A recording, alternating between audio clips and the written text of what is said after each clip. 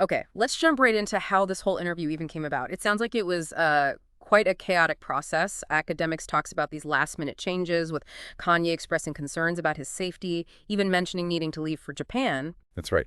The transcript paints a picture of a very dynamic and, somewhat unsettled situation. Yeah. Kanye apparently reached out to academics with these anxieties about his well-being and this, like, urgency to depart the country. Wow. And the fact that the interview ultimately took place in a hotel room, it really adds to that sense of immediacy and perhaps even a feeling of vulnerability for him at that moment. Exactly. And it wasn't just the location that was unusual. Academics himself notes Kanye's sporadic communication leading up to it. Yeah. He even wonders aloud if this is a manic episode or, on the other hand, if Kanye is exposing a lot of truths, acknowledging the potential consequences of speaking so openly. It definitely sets a charged atmosphere for everything that follows. It really does.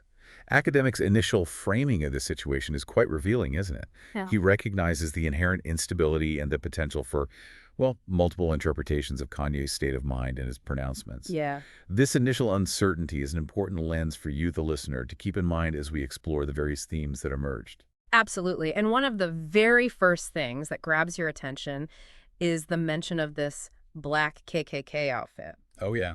Academics describes his initial confusion and shock upon reading Kanye's text about it. I mean, can you imagine getting that text? What would your first thought be? Right. For you, the listener, academic struggle here really throws into sharp relief the tightrope public figures walk when dealing with potentially explosive content and the pressures of monetization in the digital age. Totally. This wasn't just a fashion choice. It was a statement loaded with historical and cultural baggage, and academics had to immediately consider the ramifications of platforming it, for his channel. And then Kanye actually appears wearing the outfit during the interview. He even mentions wanting to wear it the day before, but holding back, fearing he'd be hospitalized for his clothing choice. That's a pretty stark detail. It really is. You can see, the listener, this highlights the intense scrutiny Kanye is under, where even clothing choices are perceived as potentially grounds for intervention, raising questions about the boundaries of, like, personal expression versus public concern. Mm-hmm. His deliberate decision to wear it despite this fear suggests a powerful motivation, whether it's a desire to provoke, to make a statement, or, something else entirely. Moving on, a significant theme that runs throughout the interview is Kanye's feelings of betrayal and being used. Yes. He identifies these, along with his ideas being censored, as recurring negative patterns in his life. He brings up quite a few examples here. Yes, this sense of grievance and victimhood is very prominent. He cites several instances, starting with his frustration with Jay-Z's perceived lack of support regarding his children. This speaks to a deep personal hurt and a feeling of abandonment by someone he once considered a close ally. Yeah, you can feel that. He also feels used by Adidas and Diddy, even drawing parallels between his situation with Adidas and what he perceives as Puff's mistreatment. It seems like these business relationships turning sour have really left a mark. For you, the listener, this situation underscores the precarious position many artists find themselves in, reliant on major corporations whose values might clash with their own, leading to significant financial and reputational risks. Definitely. His linking his experience with Adidas to Diddy's situation, especially with the resurfacing of that video with Cassie, adds another layer of complexity. He's framing his own struggles within a broader narrative of potential exploitation in the industry. And the list of people he feels have wronged him just goes on. He mentions anger towards celebrities who haven't supported him or have actively gone against him, specifically naming John Legend and Stephen Carter, among others. Sounds like he's keeping a mental tally. It does seem that way. These mentions highlight a sense of isolation and perhaps a feeling that those within his own circles have turned against him. The detail about John Legend and the mashed potatoes comment, while seemingly minor, really underscores the depth of his perceived slights, that even small gestures can be interpreted as a lack of support or even opposition. Wow. Then there's the incident with Jim Jones allegedly profiting from a crypto deal without full transparency. And get this, lying about not knowing how to make a PDF. That seems almost absurd if it weren't for the underlying feeling of disrespect Kanye expresses. That anecdote is certainly revealing. While the financial aspect of the crypto deal is significant, it's a perceived dishonesty and the refusal to perform a seemingly simple task, sending a PDF, that Kanye seems to take as a personal affront. Right. It speaks to his expectation of loyalty and perhaps a frustration with what he sees as incompetence or, well, insubordination from those he collaborates with. And it doesn't stop there. He also accuses Don C. and others of working against him and being driven by jealousy. This paints a picture of a very adversarial environment in his professional and personal life, at least from his perspective. Exactly. The recurring accusation of jealousy suggests a belief that his success and influence have made him a target. It's a narrative that reinforces his sense of being an outsider or someone operating on a higher level than his peers, which, can sometimes lead to feelings of paranoia and mistrust. You can see how these individual instances of perceived betrayal might contribute to a broader sense of being under attack. Absolutely. Another major area of concern for Kanye, as expressed in the interview, revolves around his children and the ownership of their name and likeness. This seems to be a huge source of his anger. This is clearly a deeply emotional issue for him. He expresses significant distress over what he perceives as a lack of control regarding his children's public image and future opportunities. His statement about a white woman and this white family having control despite joint custody reveals a racialized dimension to his concerns and a feeling of powerlessness in a very personal aspect of his life. This fuels a lot of his anger and his protective instincts as a father. He seems to view this situation as a fundamental injustice. Absolutely. The idea that he, as their father and a prominent figure himself, doesn't have full say over his children's name and likeness is presented as a direct challenge to his parental rights and his legacy. Yeah. It's understandable that this would be a source of intense frustration and a driving force behind some of his outspokenness. He also reacts strongly to the idea of Cardi B allegedly including his daughter on a song about scams and needing vocals, viewing it as part of an Illuminati system. This is where some of the more unconventional elements of his belief system come into play. Right. For your understanding, the listener, the term Illuminati often features in conspiracy theories, suggesting a hidden elite controlling events.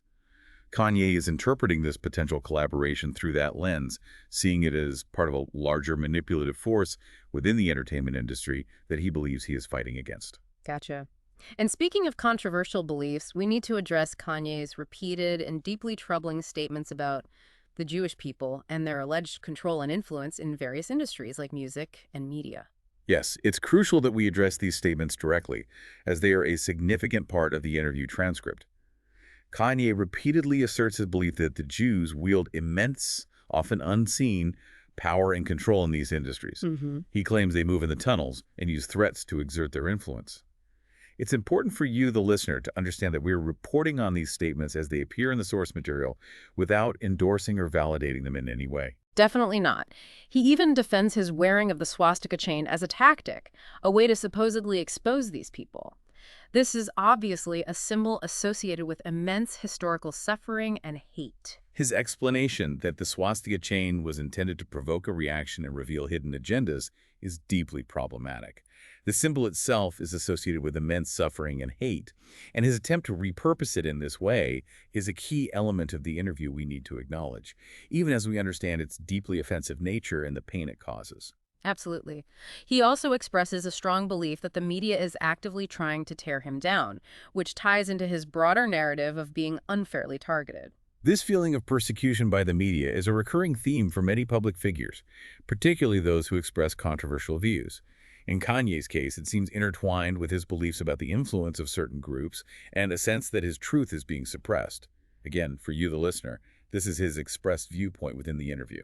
Shifting gears somewhat, the interview also touches on Kanye's complex and often negative views on other artists. He certainly doesn't hold back in his assessments. No, he doesn't. He makes a rather strong claim that Drake is significantly better and more important than Kendrick Lamar, which is a fairly contentious statement within the hip-hop community and likely reflects his personal preferences and possibly some underlying dynamics within the industry that we might not be privy to. Right. He goes on to suggest that Kendrick's Super Bowl performance and Grammy wins had invisible hands involved, again hinting at some sort of orchestrated influence behind the scenes. This reinforces his belief in a manipulated industry where success is not always based purely on merit. The idea of invisible hands echoes his earlier comments about unseen influences and contributes to his overall conspiratorial worldview regarding the mechanisms of fame and recognition in the entertainment world. He even accuses Kendrick of copying his musical style, which adds a layer of personal rivalry to his critique. Yeah, these kinds of accusations of stylistic borrowing are common in music. But coming from Kanye, given his own history of innovation and influence, They perhaps carry a particular weight in how they are perceived by the public and within the industry itself. It suggests a sensitivity to his own creative legacy. He also expresses disappointment and anger towards Ty Dolla $ign for publicly denouncing him, seeing it as a form of betrayal, especially given their past collaborations. Right, and the situation with Ty Dolla $ign highlights the pressure artists face to potentially distance themselves from Kanye due to his controversial statements. Kanye clearly feels hurt by this public denouncement, viewing it as a lack of loyalty and a capitulation to external pressures. You can see how this would feed into his broader feelings of isolation and betrayal. Overall, he seems to feel that many artists are false idols and, in no uncertain terms, states that he makes better music than anyone alive. There's definitely no shortage of confidence there. That unwavering self-belief has always been a part of Kanye's public persona. His assertion of musical superiority, while subjective, is consistent with his history of pushing creative boundaries and challenging the status quo within the music industry. It's a key aspect of his artistic identity, for better or worse. This leads us into the realm of conspiracy theories and beliefs that permeate the interview. We've already touched on a few, but he goes further, talking about a hidden hand controlling the music industry and potentially even the NFL. These broader conspiracy theories suggest a deep distrust of established institutions and a belief that powerful, unseen forces are shaping cultural and economic landscapes. The mention of the NFL adds another layer to this, implying a reach of this hidden hand beyond just the music industry and into other major spheres of influence. He even compares Cardi B to an agent from The Matrix after she allegedly took the blue pill, which is a pretty vivid and loaded analogy. Yeah, the Matrix analogy is a common trope in online discourse to describe a perceived awakening to a deeper truth versus remaining ignorant within a constructed reality. Kanye's application of this to Cardi B suggests he believes she has conformed to the industry's manipulations as he sees them, rather than recognizing what he believes to be the real situation. And he claims there are tactics of coercion and mob shit used by record labels, further solidifying his narrative of an industry operating through intimidation and control. These accusations of coercion and mob-like tactics paint a picture of a highly manipulative and even dangerous environment within the music industry, at least according to Kanye's account. It reinforces his narrative of being an independent voice standing up against powerful, unethical forces. You can see how this perception would fuel his sense of urgency and the need to speak out. Interestingly, the interview also touches on the evolution of Kanye's own views. He reflects on his past desire to keep music clean and his current use of explicit language, even stating, "I'm evil," and that this is the real power of God, the freedom to speak his mind without restraint. This is a significant shift in his public statements. This is a notable shift in his stated philosophy. The embrace of explicit language and the self-identification as evil represent a departure from his earlier, more overtly religious pronouncements. He frames this change as a liberation, a reclaiming of his authentic voice, free from external constraints and the expectations he once placed upon himself. He even claims that no white people, no black people, nobody could tell me what to say, think, talk, or who the fuck to be. This really underscores his commitment to unfiltered self-expression. Consequences be damned. Yeah. It's a powerful declaration of independence. This declaration of absolute independence is central to his current stance. It reflects a defiance of societal norms, industry expectations, and any perceived attempts to control his thoughts or speech. This sense of being unbound is clearly very important to him and seems to be a driving force behind much of what he says. He also discusses the impact of losing and regaining wealth and control, suggesting that these experiences have only strengthened his resolve to speak his truth. He even says he would give up his life before giving up his freedom to speak. That's a pretty powerful statement about his priorities. It is. This highlights the profound value he places on his voice and his ability to express himself freely, particularly after facing significant challenges and losses. It suggests that this freedom is now deeply intertwined with his very sense of self and purpose. For you, the listener, it raises questions about what truly motivates individuals to speak out, even when facing significant personal cost. Finally, he briefly touches on his future music and creative process, mentioning a new album titled Bully and asserting that his creativity spans 47 years and multiple lifetimes. Right. He also compares his early influence to current artists, highlighting his belief in his superior talent and innovation, and mentions difficulties with distributors for his project, Vultures. These comments offer a glimpse into his ongoing artistic endeavors and his enduring confidence in his creative abilities. The mention of distribution challenges for Vultures underscores the practical difficulties he was faced in releasing his music amidst the controversy surrounding him. Yeah. His reference to a 47-year creative span is a characteristic piece of Kanye hyperbole, emphasizing his long-standing presence and perceived impact on the cultural landscape. It speaks to his enduring belief in his own genius. So, to summarize our deep dive into this Kanye West interview, we've really uncovered a complex web of personal struggles, industry grievances, and some truly controversial beliefs. We saw his raw feelings of betrayal, his fierce protectiveness of his children, and his incredibly outspoken criticisms of the music industry and various cultural figures. It's a lot to process. It is, and it's crucial for you, the listener, to remember that this interview provides a snapshot of one individual's perspective at a specific moment in time. It's a raw and unfiltered look into his current state of mind, filled with strong emotions, accusations, and a distinct worldview that may not align with everyone's understanding of events. It's a primary source document offering insights into a complex public figure. And that brings us to our final thought for you.